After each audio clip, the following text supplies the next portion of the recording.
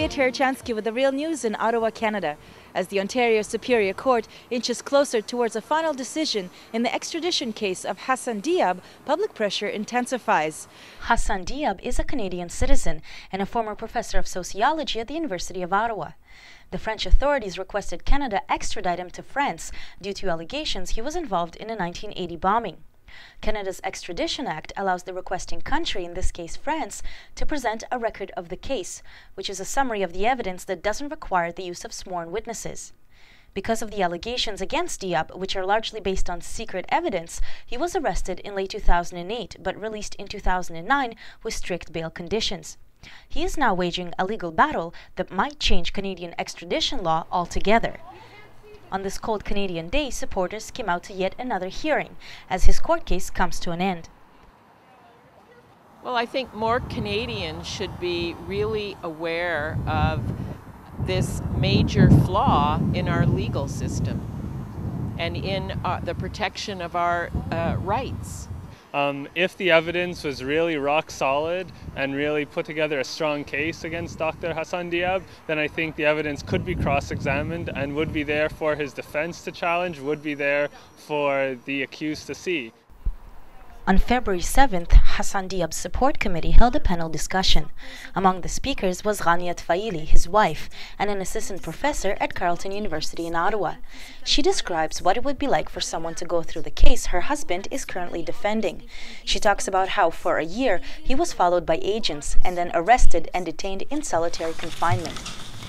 You spend over 4 months in detention after an unusual 6-day bail hearing, along with the testimonies of 5 sureties and character letters from numerous academics. You are released on bail under very strict conditions, which include that you can only leave your residence if accompanied by a surety, and you have to self-finance a GPS monitoring system, which costs around $2,000 per month.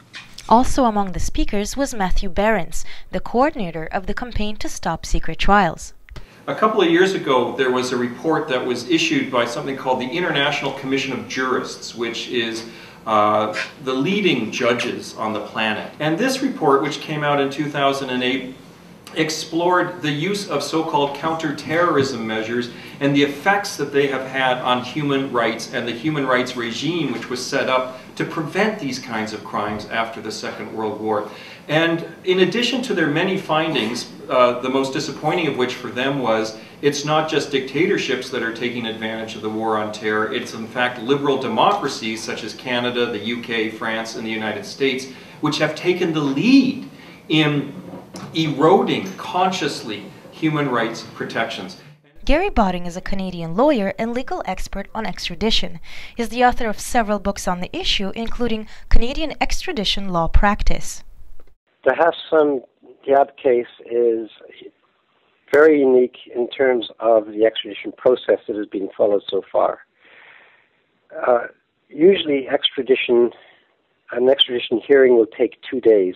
Now, if the decision to allow the individual to call evidence is upheld, then things will begin to change. So we'll have longer hearings. And right now, the Hassan Diab case is it stands alone among all the cases that I've heard in the past 10 years, where the individual has been able to lead evidence and challenge the evidence in a major way. That's a big shift. In Diab's record of the case, it was revealed that the French prosecutor targeted him based on German and Israeli intelligence. You later know that no one involved in your case knows the source or even the reliability of the intelligence against you. Not the Crown prosecutors, not the Canadian judge, and not even the French investigators themselves, as they admit in one of the court documents.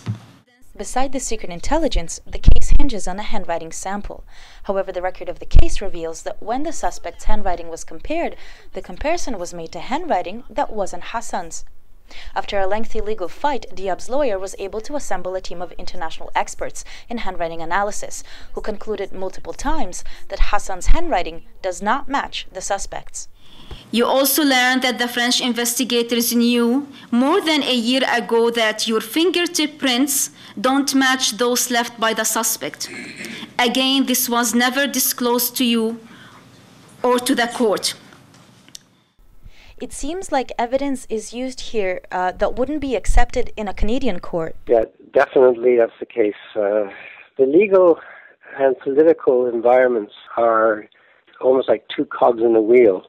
First of all, he must go before a judge who determines whether the allegations in the foreign country amount to an offense in the country that is requested to extradite him.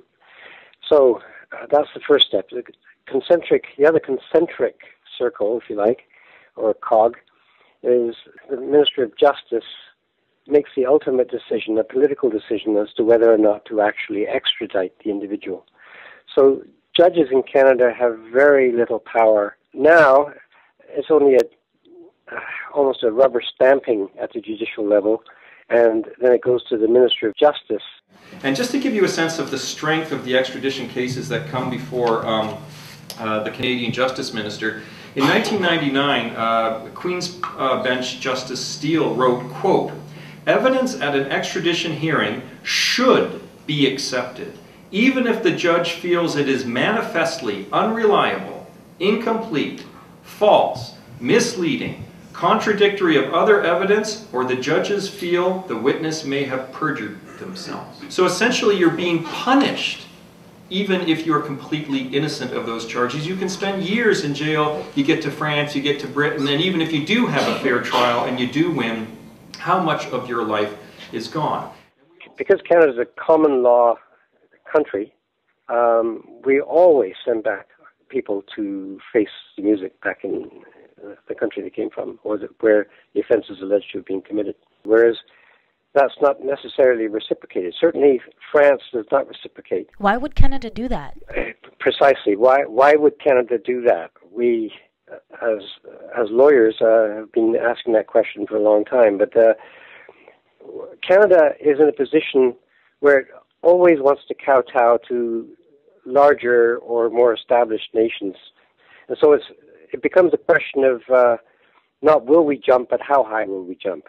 And how much do we have to bend over backwards to accommodate? In fact, never in the history of Canada have we prosecuted in Canada rather than sending people back to face prosecution in a foreign country. That's another huge hurdle that the Hassan Diab case can make here, a huge advance this case could represent if indeed Canada decides not to send him back to France. In March, the Ontario judge will decide whether the evidence in the case is reliable. If he decides it's not, Hassan Diab will be dismissed. However, according to Gary Botting, the Attorney General will likely appeal the case all the way up to the Supreme Court.